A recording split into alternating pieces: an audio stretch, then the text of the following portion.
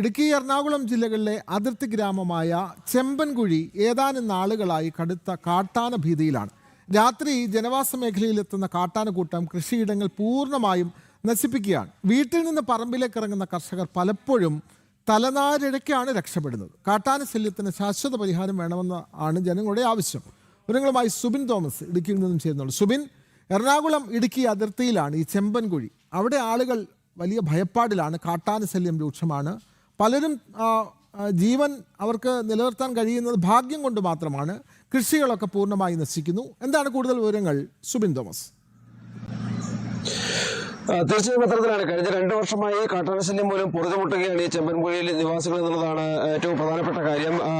ഈ കാട്ടാനശല്യം രൂക്ഷമല്ലായിരുന്നെങ്കിൽ കാട്ടാനകൾ എത്താതിരുന്ന ഒരു പ്രദേശമാണ്. അവിടേക്കാണ് വലിയൊരു കാട്ടാനക്കൂട്ടം തന്നെ എത്തി നാശനഷ്ടങ്ങൾ ഉണ്ടാക്കുന്നത്. കഴിഞ്ഞ ഏതാനും ആഴ്ചകളായി ഇത്തരത്തിൽ നിരന്തരം കാട്ടാനകൾ എത്തുന്ന ഒരു സാഹചര്യമാണ് ഈ ചെമ്പൻകുഴിയിലുള്ളത്. തലനാരിഴയ്ക്കാണ് പല ആളുകളും ഈ രക്ഷപ്പെടുന്നത്. അതായത് തോട്ടത്തിലേക്ക് ഇറങ്ങാൻ പോലും കഴിയാത്ത ഒരു സാഹചര്യമാണ്. രാത്രി സമയങ്ങളിൽ എത്തുന്ന കാട്ടാന പലപ്പോഴും അവിടെ തുടരുകയും അടുത്ത ദിവസം ഉച്ചയോടുകൂടി മാത്രമാണ് വനത്തിനുള്ളിലേക്ക് തിരികെ പോവുകയും ചെയ്തത്. വനംവകുപ്പ് ഉദ്യോഗസ്ഥരെ കാട്ടാനയെ വനത്തിനുള്ളിലേക്ക് തുരത്തുന്നുണ്ടെങ്കിലും അടുത്ത ദിവസം തന്നെ ഇത് തിരികെ വരുന്ന ഒരു സാഹചര്യമാണ്. പ്രധാനമായും മുള്ളരിങ്ങാട്, അതോടൊപ്പം തന്നെ ചെമ്പൻകുഴി ഉൾപ്പെടെയുള്ള മേഖലകൾ ബന്ധിപ്പിക്കുന്ന പ്രദേശമാണ്. ഈ മുള്ളരിങ്ങാട് പ്രദേശത്ത് നിന്ന് തുരത്തുന്ന കാട്ടാനകൾ ഇത്തരത്തിൽ നേര്യമംഗലം പാത പിന്നിട്ട് ഈ ചെമ്പൻകുഴിയിലെത്തും. ചെമ്പൻകുഴിയിൽ നിന്ന് തുരത്തിയാൽ ഇവ നേരെ എത്തുന്നത് മുള്ളരിങ്ങാടാണ്. ഇവയെ ശാശ്വതമായി വനത്തിനുള്ളിൽ ഉള്ളവനത്തിലേക്ക് കയറ്റിവിടാനുള്ള ഒരു ഇടപെടൽ ഉണ്ടാകണമെന്ന ആവശ്യമാണ് ശക്തമാകുന്നത്. അതോടൊപ്പം തന്നെ ഈ കാട്ടാന കടന്നു വരുന്ന 6 കിലോമീറ്റർ സമയക്കുറവ് കൊണ്ട് ഇടപെടുകയാണ്. ചെമ്പൻകുഴിയിലെ